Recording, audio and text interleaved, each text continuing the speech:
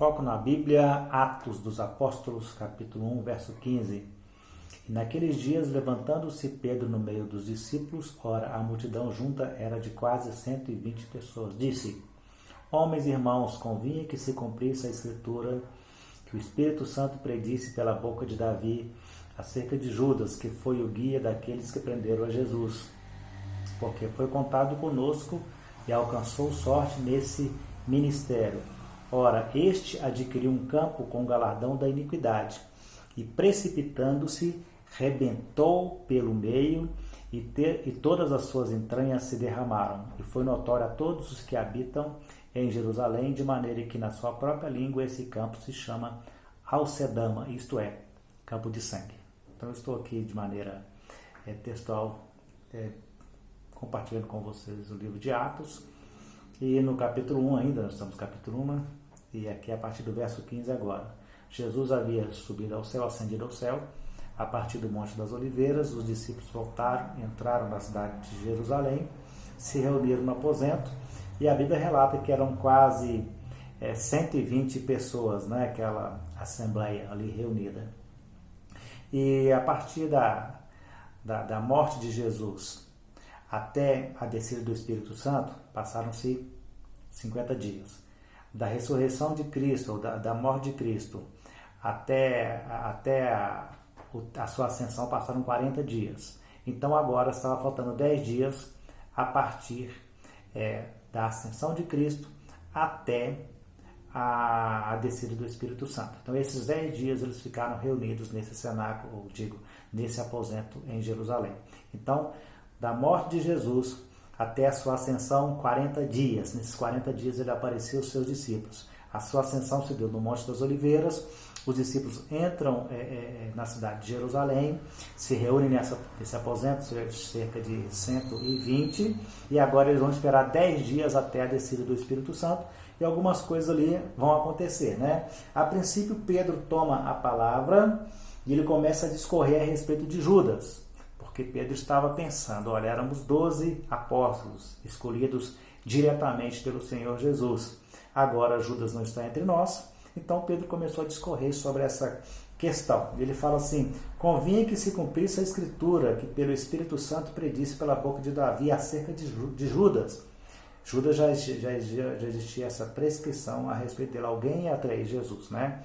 E quem deu lugar ali foi Judas, porque Judas ele era como que o tesoureiro da equipe de Jesus, e ele já era desonesto, né? Tem um texto que fala que o que se lançava na bolsa ele tirava, né? Alguém fazia doações, e quando aquela mulher derramou aquele perfume nos pés de Jesus, ele falou assim, que desperdício, né? Poderia se vender e distribuir aos pobres, não porque ele tinha cuidado com os pobres, a Bíblia diz porque ele pegava, e aquilo que se era lançado na bolsa, ele tirava uma parte para ele já era corrupto. Então ele deu lugar e ele foi essa pessoa.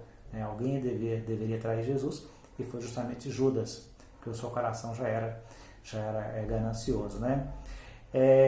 Ele foi contado conosco que alcançou a sorte desse ministério. Judas acompanhou o ministério de Jesus. Judas ele acompanhou ali os discípulos, os apóstolos, né? Eram os 12 principais, que depois foram chamados apóstolos. Né? E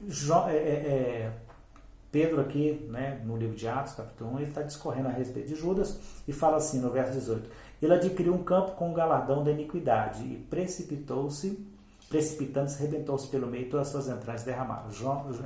Pedro aqui, ele dá mais detalhe do fim de Judas, porque lá nos evangelhos, precisamente Mateus, fala que Judas se retirou diante do sacerdote, lançou as moedas no templo, né? Ele apresentou seus sacerdotes cheio de remorso, vendo o que estava acontecendo com Jesus, e os sacerdotes falaram assim, os líderes religiosos, os guias religiosos ali, né? Disseram assim, que isso nos importa? E isso é contigo. Como dizendo, isso é problema seu. Ele lançou as moedas do templo, e o sacerdote falou assim, nós não podemos pegar essas moedas, esse dinheiro, e lançar no copo de ofertas, porque isso aqui é preço de sangue. Então eles deliberaram em conselho comprar o campo do oleiro, transformá-lo em cemitério, chamado o cemitério de forasteiro, passou a chamar Alcedama, significado campo de sangue. Mas aqui Pedro, ele está detalhando como foi a morte de Judas. Judas lançou-se no precipício, rebentou-se pelo meio, as suas entranhas se derramaram, as suas vísceras, né? E Judas se arrebenta pelo meio, como que ele tivesse partido pelo meio, e as suas vísceras se derramaram, algo terrível, que foi a morte de Judas. E foi notório a todos os que habitam em Jerusalém, de maneira que na sua própria língua esse campo se chama Alcedão, isso é campo de sangue. Então, aquelas moedas que Judas traiu Jesus, que lançou no templo, foram recolhidas, comprou-se o campo do oleiro e transformou-se em cemitério de forasteiro, e aquele cemitério passou a ser conhecido como Alcedama, campo de sangue. E Judas, porque Judas também, além de trair Jesus, que foi entregue à morte, ele próprio também se matou, lançando-se num precipício, ele precipitou-se, rebentou-se pelo meio, as suas entranhas se derramaram. Muito triste a situação de Judas. Eu identifico Judas aqui não apenas como um traidor, eu vejo Judas primeiro como um covarde. Covarde. Por que covarde? Porque ele fez algo reprovável, fez algo terrível, mas ele não quis encarar as consequências do seu erro. Não é? Diferente de Pedro. Quando Pedro negou Jesus, ele chorou amargamente, mas ele não foi covarde. E depois ele continuou seguindo Jesus. Judas não procurou os sacerdotes, os principais sacerdotes, e covardemente depois tirou a sua própria vida para não encarar as consequências do seu erro. Né? E Judas também ele identifica-se com traição. Traição, é claro, todo mundo já conhece esse lado aí, nessa identificação. E também Judas, talvez você não para pensar nisso, Judas também se identifica com os gananciosos, aqueles que querem tirar proveito da fé das pessoas ou do nome de Jesus para ter lucro. Porque Judas seguia Jesus, a expectativa de todos os discípulos era que Jesus ele assumisse o governo, que libertasse Israel da opressão romana e tomasse o governo, não é? Expulsasse Pilatos, Herodes, até o César, né? E Jerusalém e os judeus, os israelitas conseguiriam independência. Então aqueles que estavam ali junto com ele teriam cargos, né, de destaque, tal qual João e seu irmão Tiago chegaram para Jesus através da mãe deles e falou assim: permita que meus 2 filhos, um se assente à sua direita, à sua esquerda, né? A expectativa era do reino físico, não é como alguém trabalha para um candidato, né, a algum cargo público, esperando, depois que ele ganhar, eu vou ser um assessor, eu vou ter uma vaga no gabinete, não é assim? Então eles estavam seguindo Jesus, tentando, e sempre pensando nisso, né? Até no final, Senhor, vai ser nesse tempo que o Senhor vai restaurar o reino de Israel. Nós já lemos isso aqui.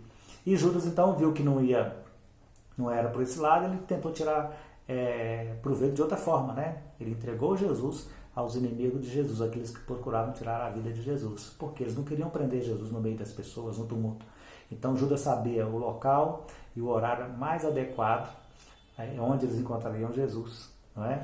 E Judas então foi o guia daqueles que prenderam a Jesus. Então Judas se identifica com a covardia, ele se matou, ele suicidou, não quis encarar, né, as consequências do seu erro. Ele também se identificou aqui com a ganância, e ele também se identificou com a traição. 3 coisas altamente negativas, né, Judas. Quando eu falo então que Judas se identificou também com alguém que é ganancioso, que faz comércio da fé, né, e propaga o evangelho comercial, eu quero citar para vocês aqui um texto que fala muito diretamente nesse assunto. Olha, 2 Pedro 2:3. E por avareza ou ganância farão de vós comércio com palavras fingidas, sobre os quais já de largo tempo não será tardia a sentença e a sua perdição não dormida. Então Pedro, na sua segunda carta, sua segunda epístola, ele fala sobre os lobos, né, sobre gananciosos, sobre os falsos mestres, que eles farão comércio da fé, comércio das pessoas que estarão buscando, né? E Pedro advertiu a igreja: por avareza, por ganância, farão de vós negócio com palavras fingidas, né? Olha só, tá cheio, assim, olha, muito. Pessoas negociando a fé, né, com avareza. Então, que o Senhor tenha misericórdia de nós. No prosseguimento da leitura, nós vamos chegar na escolha de Matias, tá bom? Deus abençoe a todos.